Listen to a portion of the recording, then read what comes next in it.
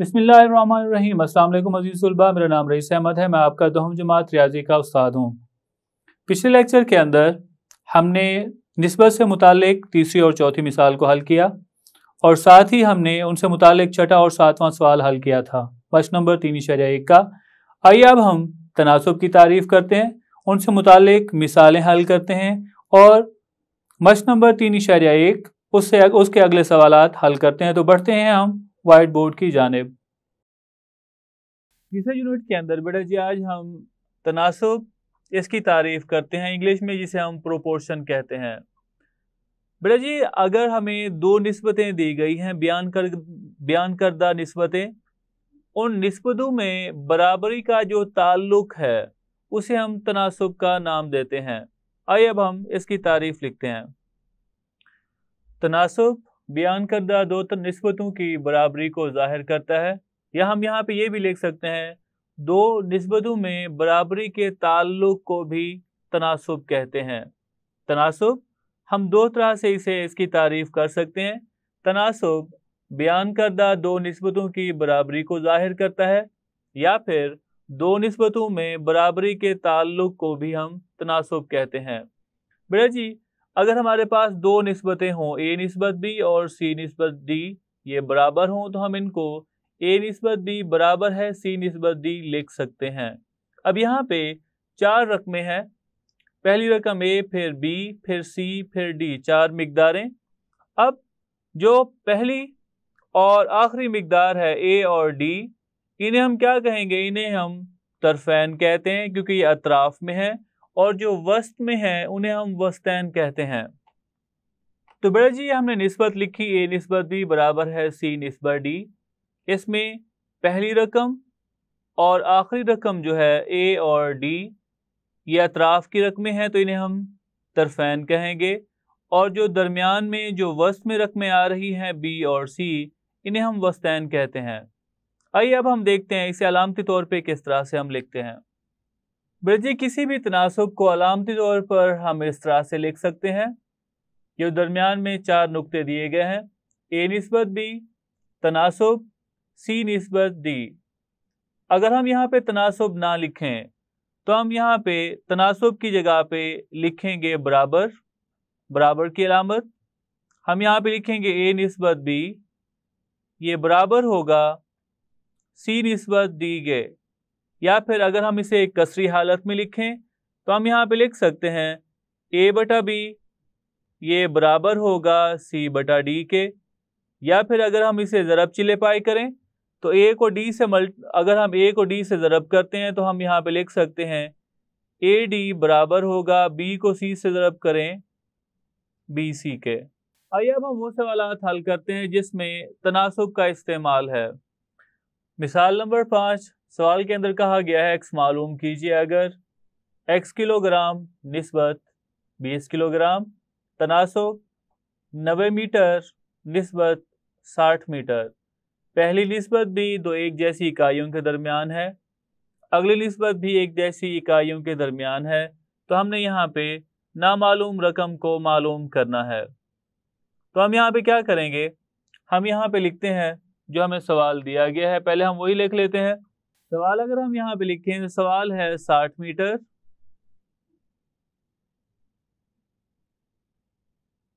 निस्बत 90 मीटर,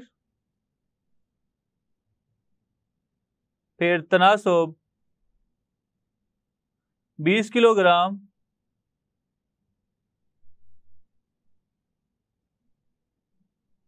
और निस्बत x किलोग्राम।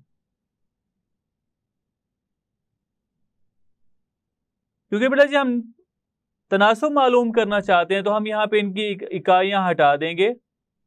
अगर हम इनकी इकाइयाँ हटाएं तो यहाँ पे क्या हमारे पास जो जुमला बच जाएगा या जो आदाद होंगे यहाँ पे वो 60 निस्बत 90, उसके बाद तनासुब 20 निस्बत x आएगा। अब हम यहाँ पे क्या करते हैं, जो तरफैन है मतलब जो अतराफ के अंदर रकमें हैं इन्हें आपस में ज़रब करते हैं और जो दरमियान में रकमें हैं इन्हें आपस में ज़रब करते हैं। हम यहाँ पे लिखते हैं तरफैन का हासिल ज़रब बराबर है वस्तैन के हासिल ज़रब के। क्योंकि बेटा जी हमने ये ऊपर पढ़ा है कि पहली और आखिरी रकम को ज़रब करें और दरमियान वाली रकमों को अगर हम ज़रब करें तो इनका जवाब बराबर आता है। तो हमने लिखा तरफैन का हासिल ज़रब मतलब अगर हम 60 को x से ज़रब करते हैं जो जवाब आता है 60x, ये बराबर होगा अगर हम 90 को ज़रब कर देते हैं 20 के साथ। तो हम यहाँ पे लिख सकते हैं 60x बराबर होगा 90 को अगर हम 20 के साथ ज़रब करें तो जवाब 1800 के बराबर होगा। x मालूम करना है तो 1800 पे हम तकसीम कर देंगे 60 को। 60 पे अगर हम तकसीम करें तो 0 से 0 कट जाएगा और 18 पे 6 तकसीम करें तो जवाब आएगा 3, आगे बच जाएगा 0, तो वो हम वैसे लिख लेते हैं। तो यहाँ पे x की कीमत 30 के बराबर है। x बराबर होगा 30 के। अगली मिसाल हल करें और यहाँ पे x की जो कीमत 30 आई है ये क्या है, इसकी इकाई क्या होगी, इसकी इकाई किलोग्राम होगी। हम यहाँ पे लिखते हैं प्लस x 30 किलोग्राम है। अगला सवाल मिसाल नंबर 6। सवाल के अंदर कहा गया है अगर 7 किलोग्राम चीनी की कीमत 560 रुपए हो तो 15 किलोग्राम चीनी की कीमत मालूम कीजिए।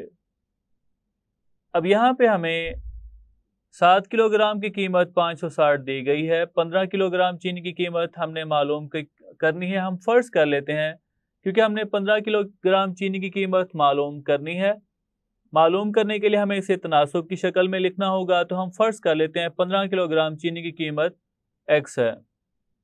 हमने लिखा 15 किलोग्राम चीनी की कीमत x है। तब तनासुब की शक्ल में अगर हम लिखें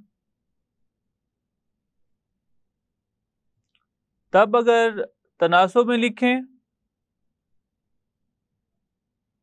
तो हम यहाँ पे देखते हैं भाई देखें 7 किलोग्राम चीनी की कीमत कितनी है 560 और उसके बाद 15 किलोग्राम चीनी की कीमत हमने मालूम करनी है। तो पहली हमें यहाँ पे रकम दी गई है 7 किलोग्राम।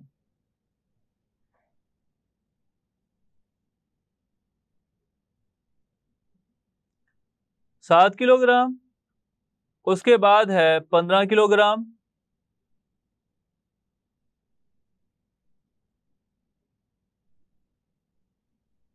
तनासुब दूसरी मिकदार जो हमें दी गई है वो हम यहाँ पे लिखते हैं। अब देखें बेटा जी पहली हमने यहाँ पे मिकदार लिखी है 7 किलोग्राम।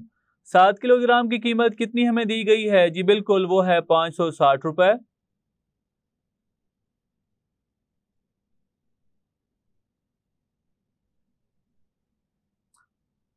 अब यहाँ पे एक चीज का हम ध्यान रखते, अगर हमें कीमत अगर यहाँ पे पहले हम 15 किलोग्राम लिखते हैं तो 15 किलोग्राम की कीमत मालूम करनी है, तो पहले हम यहाँ पे रकम x लिखते हैं 560। दूसरी हमने यहाँ पे रकम दूसरा अदद लिखा 15 किलोग्राम।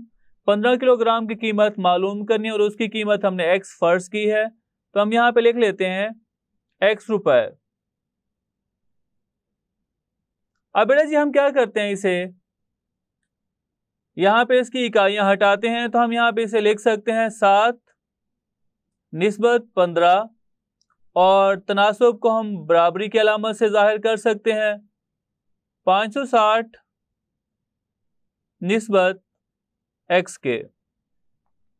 मजीद अगर हम इसे हल करें तो हम यहाँ पे तरफैन को आपस में ज़रब करते हैं और वस्तैन को आपस में ज़रब करते हैं, तो हम यहाँ पे लिखते हैं तरफैन का हासिल ज़रब बराबर है वस्तैन के हासिल ज़रब के। तो तरफैन यहाँ पे क्या है, एक 7 और दूसरा x है, इन दोनों को ज़रब करें तो हम यहाँ पे लिख सकते हैं 7x, ये बराबर होगा 15 को हम ज़रब करेंगे 560 के साथ। हमने x मालूम करना है, तो x बराबर होगा, इन दोनों को ज़रब करें तो जवाब इसका होगा 8400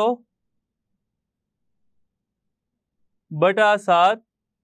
अब बेटा जी अगर हम 7 पे तकसीम करें, 7 को अगर हम इसके ऊपर तकसीम करते हैं तो 7 एकम 7 1 हासिल, आगे जाएगा। 7 को अगर हम 2 से ज़रब करें तो जवाब 14 आएगा, और आगे 2 0 हैं तो हम यहाँ पे 2 सिफर लिख लेते हैं। तो यहाँ पे x की कीमत मालूम करनी थी, x की कीमत मालूम की, x बराबर आ रहा है 1200, या हम यहाँ पे लिख सकते हैं कि 15 किलोग्राम चीनी की कीमत 1200 रुपए होगी। अब हम मश्क नंबर 3.1 उसके अगले सवालात हल करते हैं। मश्क नंबर 3.1 इसका 8वां सवाल के अंदर कहा गया है, अगर 5 किलोग्राम आमों की कीमत 250 रुपए हो तो 8 किलोग्राम आमों की कीमत क्या होगी, या मालूम कीजिए। 8वां सवाल है, अगर 5 किलोग्राम आमों की कीमत 250 रुपए हो तो 8 किलोग्राम की कीमत मालूम कीजिए।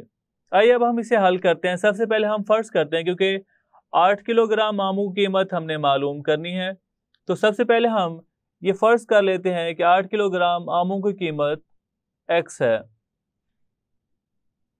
हमने यहाँ पे फर्ज कर लिया कि 8 किलोग्राम आमों की कीमत x है। अब हम इसे तनासुब की शक्ल में लिखते हैं।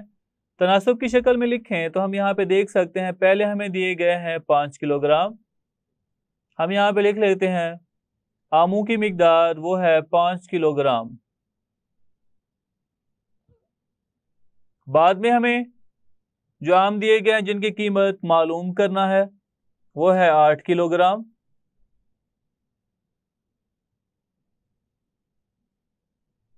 तनासुब दूसरी निस्बत है हमारे पास 5 किलोग्राम। यहाँ पे पहले हमने पहला अदद लिखा है 5 किलोग्राम, इसकी कीमत हम पहले लिखेंगे, इसकी कीमत है 250 रुपए।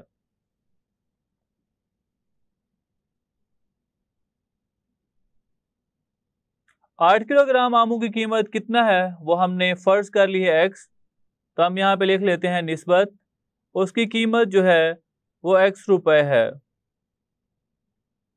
अगर हम इस निस्बत को तनासुब को हल करें तो हम यहाँ पे लिख सकते हैं 5 निस्बत 8, ये बराबर होगा, तनासुब को हम बराबरी अलामत के साथ लिख सकते हैं, तो ये बराबर होगा 250 निस्बत x के। बेटा जी मजीद अगर इसे हल करें तो हम क्या करेंगे, तरफैन को आपस में और वस्तैन को आपस में ज़रब करेंगे, तो तरफैन का हासिल ज़रब बराबर होगा वस्तैन के हासिल ज़रब के। हमने यहाँ पे लिख लिया तरफैन का हासिल ज़रब बराबर है वस्तैन के हासिल ज़रब के। अतराफ 5 और x है, इन्हें ज़रब करें तो जवाब होगा 5x, और ये बराबर आएगा 250 को हमने ज़रब करना है 8 के साथ। x मालूम करने के लिए हम 5 को तकसीम कर दें, तो हम यहाँ पे लिख सकते हैं 250 ज़रब 8 बटा 5। 5 को अगर हम तकसीम करें, 5 250 पे तकसीम करें, 5 को 25 के ऊपर तकसीम करें, जवाब 5 आता है, आगे आ जाएगा 0। और 50 को अगर हम 8 से ज़रब करते हैं तो x की कीमत होगी 400 के बराबर। हमने कीमत मालूम करनी थी 8 किलोग्राम आमों की, तो 8 किलोग्राम आमों की कीमत 400 होगी। आखिर में बेशक लिख भी लें, बस 8 किलोग्राम आमों की कीमत 400 रुपए। आखिर में हमने लिखा बस 8 किलोग्राम आमों की कीमत 400 रुपए है। आइए अब हम अगला सवाल हल करते हैं। अगला सवाल है 9वां सवाल। सवाल के अंदर लिखा हुआ है, अगर a निस्बत b बराबर हो 7 निस्बत 6 के तो 3a जमा 5b निस्बत 7b नफी 5a इसकी कीमत मालूम करें। अब यहाँ पे हमें जो दी गई रकम है वो निस्बत है, दी हुई निस्बत a निस्बत b बराबर है 7 निस्बत 6। हमें ये निस्बत दी गई है और हमें ये मालूम करना है, तो इसको सबसे पहले हम क्या करते हैं, इस निस्बत को कसरी हालत में लिख लेते हैं, फिर सवाल को भी कसरी हालत में लिख लेंगे, फिर देखते हैं हमें क्या करना है। हमने लिखा दी हुई निस्बत a निस्बत b बराबर है 7 निस्बत 6 के, जिसकी कसर a निस्बत b को हम a बटा b, ये बराबर होगा 7 बटा 6 के है। अब हमने क्योंकि इसकी कीमत मालूम करनी है तो हम इसे लिख लेते हैं। अब 3a जमा 5b निस्बत 7b नफी 5a, इसकी कीमत मालूम करते हैं हम। तो हम क्या करेंगे, इसे कसरी हालत में लिख लेते हैं। तो हम इसे कसरी हालत में लिखें तो हम इसका जवाब होगा 3a जमा 5b बटा 7b नफी 5a के बराबर। तो बेटा जी हम करते ये हैं कि क्योंकि हमें जो सवाल के अंदर दी गई रकम है, दी गई निस्बत है, वो है a बटा b बराबर है 7 बटा 6, वो हमें कसरी हालत में है। तो हम क्या करते हैं, a और b को कसरी हालत में लाने के लिए यहाँ पे a है, b इसके नीचे नहीं है, तो हम ऊपर भी और नीचे भी b पे तकसीम कर लेते हैं। तो हम यहाँ पे लिखते हैं शुमार कुनिंदा और मखरज को b पर तकसीम करने से, शुमार कुनिंदा और मखरज को b पर तकसीम करने से। शुमार कुनिंदा को अगर हम b पर तकसीम करें तो हम यहाँ पे लिख सकते हैं 3 ज़रब a बटा b, उसके बाद जमा अलामत 5 और b पे हम b को तकसीम करेंगे बटा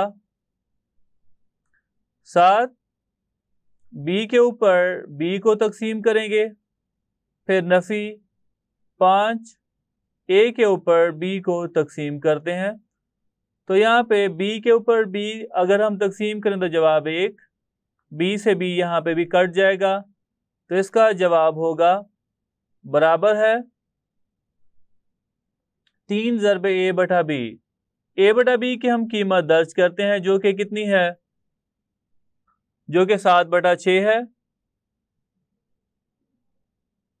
और जमा 5 बटा 7 हम वैसे लिखेंगे नफी 5, और a बटा b की कीमत हम यहाँ पे दर्ज करें जो कि 7 बटा 6 है। यहाँ पे हम 3 को 7 से ज़रब करेंगे। हम ऐसा भी कर सकते हैं 3 6 के ऊपर तकसीम होता है तो 3 दूना 6 कर दें, ऐसा करें तब भी ठीक है। अगर हम दोनों का जो नीचे मखरज है एक जैसा करना चाहते हैं तो हम तकसीम नहीं करते। मजीद हल करने पे हम इसे लिख सकते हैं, ऊपर वाली दोनों रकमें 3 को अगर हम 7 से ज़रब करें तो जवाब आएगा 21 बटा 6 जमा 5 और बटा 7 नफी 7 को 5 से ज़रब करें तो जवाब आएगा 35 बटा 6।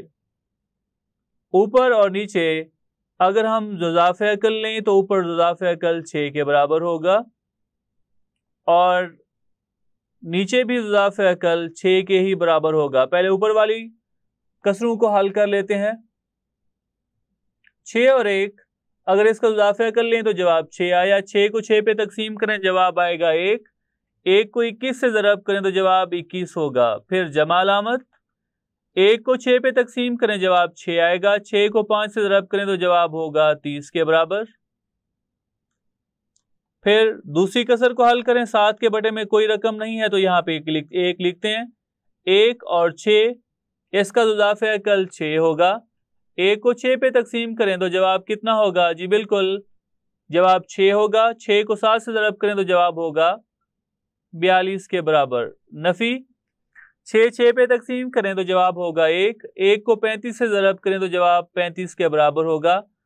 यहाँ पे 2 कसरें आ रही हैं तो ये मखरज और ये मखरज दोनों का सेम है, एक जैसा है, तो मखरज से हम मखरज को काट देते हैं। ऊपर वाली रकमों को आपस में जमा करें तो जवाब आएगा 51 और नीचे रकमें नफी हो रही हैं। 42 में से अगर हम 35 निकालते हैं तो जवाब 7 के बराबर होगा। तो ये इसका जवाब है। तो ये था हमारा आज का लेक्चर जिसके अंदर हमने मश्क नंबर 3.1 से पहले मिसाल नंबर 5, मिसाल नंबर 6 हल की, साथ ही हमने तनासुब की तारीफ की और मश्क नंबर 3.1 इसका 8वां और 9वां सवाल हल किया। उम्मीद करता हूँ आज का लेक्चर आपको समझ आया होगा। मिलते हैं अगले लेक्चर में।